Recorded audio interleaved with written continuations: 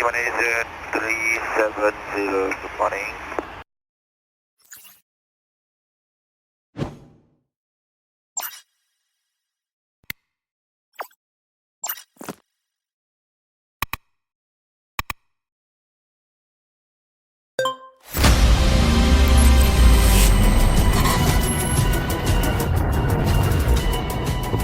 Malaysia 370, standby. Malaysia airlines की flight 370 हर रात Kuala Lumpur से बीजिंग आधी रात को उड़ान भरती थी। Malaysia 370, request level. 370, we are ready, requesting flight level 350 to Beijing. हर रात की तरह 8 मार्च 2014 की रात को भी विमान को 12:42 पर डिपार्चर की अनुमति दी जाती है। 370, 32 right of takeoff. Nice. Flight पर captain Zaharie Ahmad Shah, first officer Fariq Abdul Hamid, 10 cabin crew member और 227 पैसेंजर सवार थे। टेक ऑफ के 1 घंटे से भी कम समय में फ्लाइट 370 साउथ चाइना सी के ऊपर 35,000 फीट की ऊंचाई पर उड़ान भर रहा होता है।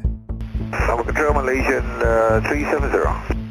Malaysian 370, Lumpur radar, good morning, climb flight level 250. Morning, level 250, Malaysian 370.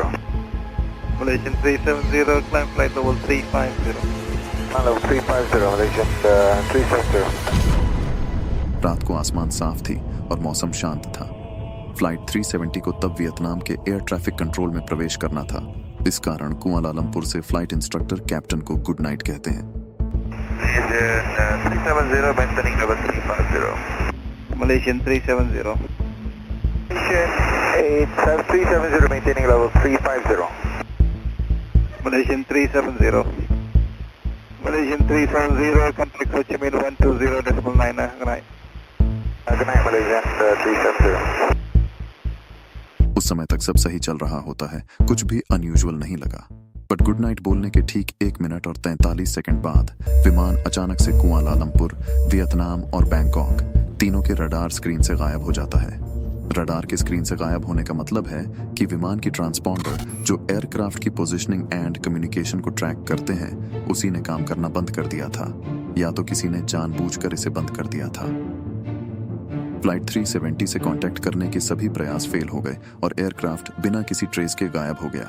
और जब बीजिंग में एयरक्राफ्ट अपने स्केड्यूल टाइम से 4 घंटे बाद भी नहीं पहुंचा, तो फ्लाइट 370 को ऑफिशियली मिसिंग डिक्लेयर कर दिया जाता है और इसी के बाद शुरू होती है आज तक के इतिहास की सबसे एक्सपेंसिव सर्च ऑपरेशन। स्टार्टिंग में दक्षिण चीन सागर और थाईलैंड की खाड़ी के आसपास सबसे ज्यादा खोजने पर फोकस किया गया, क्योंकि विमान यहीं से गायब हुआ था।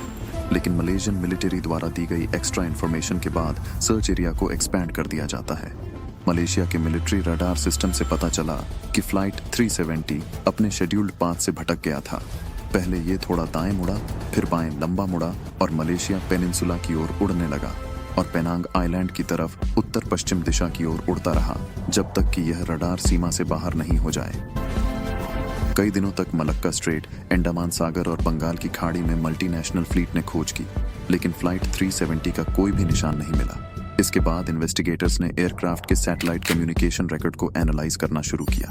सभी मॉडर्न एयरक्राफ्ट की तरह फ्लाइट 370 में भी सैटकॉम था। Satcom means satellite communication terminal, जो ग्राउंड से और ग्राउंड पर ट्रांसमिशन सेंड करने और रिसीव करने के लिए यूज किया जाता है। उड़ान के बाद सब ठीक चल रहा होता है, लेकिन विमान के गायब होने के बाद सैटकॉम लिंक टूट जाती है। बट अंडमान सागर के ऊपर से गायब होने के 3 मिनट बाद टर्मिनल ने फिर से नेटवर्क पर लॉग ऑन करने की कोशिश की थी। सैटकॉम लिंक फिर से रीएस्टैब्लिश हो जाती है और लगभग 6 घंटे बाद तक चलता रहा। माना जाता है कि विमान का फ्यूल खत्म हो गया हो और एयरक्राफ्ट क्रैश हो गई होगी।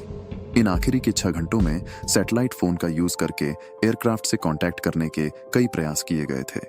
दोनों कॉल को सैटकॉम टर्मिनल ने एक्सेप्ट भी किया, लेकिन उधर से कोई जवाब नहीं आता है। टर्मिनल ने 5 ऑटोमेटेड स्टेटस रिक्वेस्ट का भी जवाब दिया था। जब ग्राउंड स्टेशन पर 1 घंटे से ज्यादा देर तक प्लेन से कोई कांटेक्ट नहीं होता है, तब वे लोग एक सिग्नल भेजते हैं ये चेक करने के लिए कि टर्मिनल अभी भी ऑनलाइन है कि नहीं। इस सिग्नल से फ्लाइट की लोकेशन का पता तो नहीं चलता, लेकिन इन्वेस्टिगेटर्स सिग्नल के भेजने और रिसीव करने के समय को मेजर करके इस चीज को कैलकुलेट कर सकते हैं कि सैटेलाइट और प्लेन के बीच की दूरी कितनी है, जिससे यह पता चलता कि आखिर के समय में विमान किस एरिया में फ्लाई कर रहा था। इस कैलकुलेशन से उन्हें 7 पॉसिबल रिंग्स के छल्ले मिले, जिससे यह गेस किया गया कि ये ब्रॉडकास्ट उन्हीं प्लेस से किए गए होंगे। इस तरह वे इन 7 प्लेसेस पर फोकस कर सकते हैं ताकि प्लेन की सही लोकेशन का पता लगा सके। फ्लाइट 370 के लास्ट ट्रांसमिशन को एनालाइज करने के बाद साइंटिस्ट्स को लगा कि एयरप्लेन सदर्न इंडियन ओशन के किसी एक पार्ट में क्रैश हुआ होगा। फ्यूल कंजम्पशन, स्पीड और फ्लाइट पाथ को एनालाइज करने के बाद ये कंक्लूजन निकाला गया था। उसके बाद ऑस्ट्रेलियन गवर्नमेंट इस सर्च ऑपरेशन की जिम्मेदारी अपने हाथों में ले लेती है, क्योंकि ये एरिया उनकी जुरिस्डिक्शन में आती थी। फिर सर्च फील्ड को रीडिफाइन किया गया ताकि सी फ्लो और फ्लाइट पाथ के बेहतर अनुमान को ध्यान में रखा जा सके। लेकिन ये एरिया इतना रिमोट था कि वहां इन्वेस्टिगेट करने में ही 6 दिन लग गए।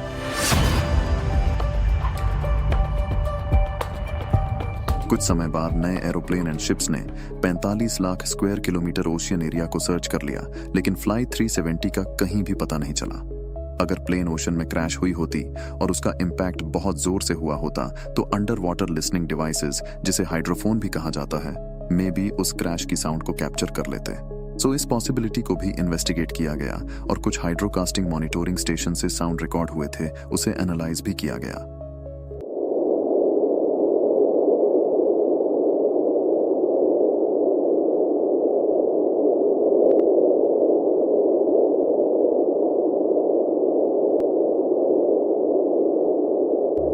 साउंड की टाइमिंग और डायरेक्शन फाइनल ट्रांसमिशन से लगभग मैच कर रही थी, लेकिन जब अच्छे से इन्वेस्टिगेट किया गया तो पता चला कि ये साउंड किसी जियोलॉजिकल एक्टिविटीज की वजह से हुई थी, प्लेन क्रैश की वजह से नहीं। इस आवाज को 3000 मीटर के डेप्थ में डिटेक्ट किया गया था। उसके बाद एक अंडर वाटर रोबोट ने सी फ्लोर को स्कैन किया, लेकिन किसी भी तरह का मलबा वहां नहीं मिलता है। और इसके बाद 16 महीने की लगातार खोज में कुछ नहीं मिला, जब तक कि इंडियन ओशन के ऑपोजिट डायरेक्शन में एक खोज नहीं की गई। 29 जुलाई 2015 को कुछ लोगों का ग्रुप रियूनियन आइलैंड में सी फ्लोर की सफाई कर रहे थे, जो मेडागास्कर के ईस्ट में एक छोटा सा आइलैंड है। तब उन्हें वहां 2 मीटर लंबा मेटालिक ऑब्जेक्ट मिला जो बार्नाकैन से ढकी हुई थी। एविएशन एक्सपर्ट्स ने क्विकली रिकॉग्नाइज किया कि ये एक एयरक्राफ्ट बोइंग का सेक्शन है, जिसे फ्लैप्रॉन कहते हैं। क्लोज इंस्पेक्शन पर मार्किंग और सीरियल नंबर ने कंफर्म किया कि ये फ्लैप्रॉन फ्लाइट 370 का है। अब आखिरकार फ्लाइट 370 के इंडियन ओशन में क्रैश होने के ठोस सबूत मिल गए थे। फ्लैप्रॉन की डिस्कवरी ने साउथ ईस्ट अफ्रीका के बीचेस और कोस्ट लाइन के साथ साथ कई खोजों को इंस्पायर्ड किया और कम से कम 31 इंटरेस्टेड ऑब्जेक्ट को रिकवर कर और जांच की गई। उनमें से ये कुछ हिस्से हैं: राइट विंग से आउटबोर्ड फ्लैप का एक सेक्शन, इंजन के ऊपर के काउलिंग का एक टुकड़ा, काउलिंग पीस का मतलब है इंजन के बाहरी कवर का एक हिस्सा, ब्लैक एड गियर से एक पार्शियल डोर, वर्टिकल स्टेबलाइजर का एक भाग और एम्बेडेड हेडरेस्ट मॉनिटर का एक डैमेज्ड कवर। इन ऑब्जेक्ट्स की पहचान की हाई प्रोबेबिलिटी मानी गई कि वे फ्लाइट 370 के रूप में आई थीं, जिसमें जांच करने पर सिर्फ 3 को कंफर्म माना गया। बाकी 11 की पहचान नहीं हो सकी। किसी भी मलबे पर टेस्टिंग के बाद एक्सप्लोजन के कोई निशान नहीं मिले और न ही किसी आग का कोई सबूत मिला, सिवाय एक अननोन ऑब्जेक्ट पर 3 छोटे जलने के निशान के। मलबे की खोज के लिए आगे की सहायता अर्थ ऑब्जर्वेशन सैटेलाइट्स के द्वारा की गई। मार्च 2014 की सैटेलाइट इमेजरी के एनालिसिस से कुछ ऐसी तस्वीरें मिली जिसे देखने में ऐसा लगा कि सदर्न इंडियन ओशन के सरफेस पर या उसके ठीक नीचे मैन मेड ऑब्जेक्ट्स को फ्लोट करते हुए देखा गया है। हालांकि तस्वीरें इतनी शार्प नहीं थीं कि ये पता किया जा सके कि आखिर ये थी क्या, और कई खोजों के बाद यह मलबा भी कभी नहीं मिला। इसके बाद फ्लाइट के आसपास की सैटेलाइट इमेज चेक करी जाने पर फ्लाइट के फाइनल ट्रांसमिशन के कुछ घंटे बाद की एक सैटेलाइट इमेज में कॉन्ट्रेल कैप्चर हुई थी। बट यहाँ पर क्वेश्चन ये है कि कॉन्ट्रेल होता क्या है? कॉन्ट्रेल का मतलब है जब कोई विमान आसमान से गुजरती है और उसके पीछे ये सफेद सी पट्टी बन जाती है।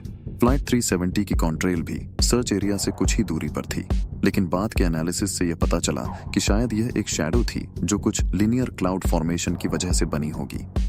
बट इतने सारे खोज, सैटेलाइट इमेजेस चेक करना, सी फ्लोर को स्कैन एंड सर्च करी जाने के बाद भी इन्वेस्टिगेटर्स के मन में एक सवाल अभी भी घूम रहा था कि क्या हमने समुद्र की ऊपरी सरफेस के साथ साथ सी लेवल तक की जांच की है। एंड इस कंफ्यूजन को लेकर फिर से अंडर वाटर इन्वेस्टिगेशन को शुरू करा जाता है एक अमेरिकन रेस्क्यू कंपनी द्वारा, जिसे ओशन इन्फिनिटी के नाम से जाना जाता है। लेकिन उन्हें फिर भी किसी तरह की कामयाबी नहीं मिली। और उन्होंने यह कंक्लूजन दिया कि फ्लाइट 370 के फाइनल रेस्टिंग प्लेस का पता चलने के बाद ही इस क्रैश को पता किया जा सकता है। फिर भी इस प्लेन मिस्ट्री को लेकर थ्योरीज की कमी नहीं रही है। जब एरोप्लेन को क्रैश की एंगल से चेक करने पर कुछ नहीं पता चला तो इन्वेस्टिगेटर्स अलग अलग थ्योरीज को इन्वेस्टिगेट करने लगे। जैसा कि मैक्सिमम टाइम्स प्लेन्स एक्सीडेंट का कारण हाईजैक को ही माना जाता है। तो यहाँ पर सवाल ये आता है कि जब फ्लाइट की कंट्रोल पायलट्स के पास थी और लास्ट में इस फ्लाइट ने अपना डायरेक्शन भी चेंज करा था और रडार सिस्टम से गायब भी हो गया था, तो कहीं प्लेन के इस इंसिडेंट में पायलट्स तो शामिल नहीं थे। और तब दोनों पायलट की हिस्ट्री और प्रेजेंट लाइफस्टाइल को इन्वेस्टिगेट करा जाता है। कैप्टन झरी अहमद शाह उस टाइम 53 साल के थे और उनके 3 बच्चे थे। उनके पास 18,000 घंटे से भी अधिक की उड़ान का अनुभव और बेदाग ट्रैक रिकॉर्ड रहा था। इन्वेस्टिगेटर्स जब उनकी फाइनेंशियल रिपोर्ट चेक करते हैं तो उन्हें हाईजैकिंग और टेररिस्ट कनेक्शन जैसे किसी भी तरह का कोई डाउट नहीं हुआ। उन्हें किसी भी तरह की मेंटल इलनेस नहीं थी और न ही उन्होंने अपने लाइफस्टाइल में हाल फिलहाल किसी तरह के चेंजेस लाए थे। जहरी के को पायलट फारिक का भी हिस्ट्री चेक करने पर पाया गया कि उनका पालन पोषण पेनांग आइलैंड पर ही हुआ है, जिसके कारण कुछ लोगों ने अनुमान लगाया कि उनके पास लगभग 3000 घंटे की उड़ान का अनुभव था, लेकिन फ्लाइट 370 जैसे विमान में केवल 39 घंटे का अनुभव था। झरी की तरह फारिक के पास भी कोई फाइनेंशियल, मेंटल या फेमिलियर अफेयर नहीं थे और न ही पायलट एंड को पायलट में किसी तरह का टकराव था। बट यहाँ पर एक ऐसी चीज है जिस कारण कुछ इन्वेस्टिगेटर्स का कहना था कि को पायलट ने प्लेन को हाईजैक करने की कोशिश की होगी, जैसा कि फरवरी 2014 में इथोपियन एयरलाइंस की फ्लाइट 702 को उसके को पायलट ने कैप्टन पायलट को बाथरूम जाने के बाद अंदर से कॉकपिट को बंद कर हाईजैक कर लिया था और उसके बाद उसने अपने सेलफोन को टावर से कनेक्ट किया और फ्लाइट 702 को हाईजैक किया, जिसका सबूत सिर्फ को पायलट के सेलफोन से पता चला था। उसी तरह फ्लाइट 370 के को पायलट फारिक अब्दुल हामिद का iPhone 5S भी सेल टावर से कुछ देर तक कनेक्शन बनाता है, बट इस बात को इन्वेस्टिगेटर्स मीडिया के सामने आज तक कभी नहीं लाए और ना ही इस बात पर उन्होंने चर्चा की। और यह बात रिपोर्ट्स में से क्यों हटा दी गई, हम शायद कभी नहीं जान पाएंगे। तो इन सब से क्या मतलब निकाला जाए? एक और नकली फ्लाइट वे मन में डाउट तैयार करता है, दूसरी ओर दोनों पायलटों में से किसी के कैरेक्टर पर कोई ठोस डाउट करना मुश्किल है। बट उपलब्ध सेल टावर के एविडेंस के बाद हाईजैक को नकारना भी उतना ही कठिन है। बट इन सब चीजों के अलावा भी थ्योरीज की कमी नहीं थी, जैसे कि गायब होने के दिन 2 पैसेंजर्स ने स्टोलन पासपोर्ट्स के साथ, जो कि फ्लाइट पर बोर्डेड था, उसके साथ ट्रैवल कर रहे थे, जो हाईजैकिंग की चिंता को बढ़ाता है। लेकिन इन्वेस्टिगेटर्स ने इन दोनों आदमियों के बैकग्राउंड चेक करे तो किसी भी टेररिस्ट ऑर्गेनाइजेशन से लिंक नहीं मिला और जल्द ही यह डिटरमिन किया गया कि वे फॉल्स आइडेंटिफिकेशन का यूज कर फ्लाइट से सिर्फ ट्रैवल करने आए थे, किसी नापाक इरादे को अंजाम नहीं दे रहे थे। तीसरा संदेह तब पैदा होता है जब एक यात्री को फ्लाइट इंजीनियर के रूप में आइडेंटिफाई किया गया, जो शायद फ्लाइट 370 को कंट्रोल करने के लिए जरूरी एक्सपर्टाइज रख सकता है और हाईजैक का एक कारण भी बन सकता है। चौथी थ्योरी यह थी कि एरोप्लेन पर 239 व्यक्ति के अलावा फ्लाइट 370 लगभग 11 मीट्रिक टन का कार्गो ले जा रहा था। फ्लाइट मैनिफेस्ट पे लिस्टेड आइटम में से एक शिपमेंट थी लिथियम आयन बैटरी की, जो कुछ लोगों को ये सस्पेक्ट करने पर मजबूर करती है कि शायद मिड फ्लाइट में एक आग लगी हो और एरोप्लेन एक्सीडेंट कर गया हो, जैसा कि यूपीएस एयरलाइंस फ्लाइट 6 का क्रैश सितंबर 2010 में आग लगने के कारण ही हुआ था, जो लिथियम आयन बैटरी का एक पैलेट इग्नाइट होने से लगी थी।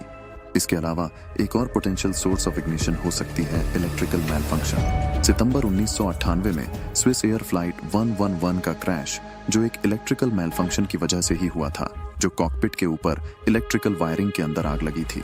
आग ने कई एवियोनिक सिस्टम्स को डैमेज और डिसेबल कर दिया था। अगली थ्योरी यह मानी जाती है कि फ्लाइट 370 के 2 पायलटों ने मलेशिया से नियरेस्ट सुइटेबल एयरपोर्ट अड्डे पर इमरजेंसी लैंडिंग का प्रयास करने की कोशिश किया था। इसके बजाय फ्लाइट 370 चलता रहा और 6 घंटे तक हवा में रहा तो शायद क्रू इनकैपेसिटेटेड हो गए होंगे। धीरे धीरे कैबिन का प्रेशर कम हो गया हो, जिसकी वजह से पायलट बेहोश हो गए हों और विमान को कंट्रोल करने के लायक नहीं रहने के कारण हाइट और स्पीड में अचानक बदलाव से टूट फूट हो गई होगी। उदाहरण के लिए, जब हेलियोस एयरवेज की फ्लाइट 522 अगस्त 2005 में प्रेशराइज होने में फेल हो गई थी, पायलट जल्दी ही बेहोश हो गए। फिर भी एयरक्राफ्ट ऑटो पायलट पे 2 घंटे से ज्यादा तक चलता रहा जब तक फ्यूल खत्म नहीं हो गया और फ्लाइट क्रैश नहीं हो गई। कभी भी इस तरह के सिचुएशन के लिए एयरलाइन पायलट्स को पहले ही ट्रेंड करा जाता है और केबिन में डिप्रेशराइजेशन के इवेंट में एक ऑटोमेटिक सिस्टम डिजाइन किया जाता है, जिससे जब एयरक्राफ्ट में दबाव घटने लगती है तो ऑक्सीजन मास्क खुद यात्रियों के सामने आ जाते हैं, जिससे वे सेफली ऑक्सीजन ले सकें और पायलट फ्लाइट को सुरक्षित ऊंचाई पर ले जा सकें। मलेशियाई मिलिट्री रडार द्वारा रिकॉर्ड डेटा सर्च में एल्टीट्यूड इंफॉर्मेशन है, जिसमें एक पॉइंट पर एयरक्राफ्ट ने अपने मैक्सिमम ऑपरेटिंग एल्टीट्यूड को 15,000 फीट से अधिक कर लिया और एयरक्राफ्ट ने 50,000 फीट की नोसा डाइव की, जो कम से कम 1 मिनट में हुई। नोसा डाइव का मतलब है एयरक्राफ्ट को सीधा और तेजी से नीचे गिराना, और जब फ्लाइट सिम्युलेटर पे इसको रिक्रिएट करने की कोशिश की गई तो वो असफल रहे। मतलब सिम्युलेटर में ये पॉसिबल ही नहीं था कि एयरक्राफ्ट इतनी ज्यादा हाइट गेन करे और फिर इतनी तेजी से नीचे आए। इस वजह से इस डेटा को इनएक्यूरेट और अनरिलायबल माना गया। फिर भी इस प्रिज्यूम्ड रूट और फ्लाइट 370 के अनुमानित मार्ग के बीच सिमिलैरिटीज ने खोज को सीधे प्रभावित किया। ऑस्ट्रेलिया इन्वेस्टिगेटर्स ने इस पॉसिबिलिटी पर विचार किया कि फ्यूल खत्म होने के बाद किसी ने जानबूझकर विमान को ग्लाइडिंग करके फ्लाइट की रेंज बढ़ा दी हो। यदि ऐसा है तो फ्लाइट एक्स्ट्रा 200 किलोमीटर और भी ट्रैवल कर सकता था। इन दो सिनेरियोज ने खोज प्रयास को और भी इफेक्टिव बनाया। बट यदि कैप्टन ने फ्लाइट 370 को दक्षिणी हिंद महासागर के हिस्से में क्रैश करने के इरादे से रास्ते को बदला था, तो उसका मकसद और भी बड़ा रहस्यमय रहा होगा। फिर भी हम कुछ बड़ी बातों को और सबूत के छोटे छोटे हिस्सों को मिस कर रहे हैं। मलेशियाई सरकार द्वारा 2018 में जारी की गई आखिरी रिपोर्ट ये नहीं बता पाई कि फ्लाइट 370 का कम्युनिकेशन क्यों बंद हुआ या फ्लाइट ने अपना रूट क्यों बदला। हादसे की नेचर और मलबे की लोकेशन को लेकर हमारे पास कई थियरीज हैं, बट उनसे हमें कुछ पता नहीं चलता।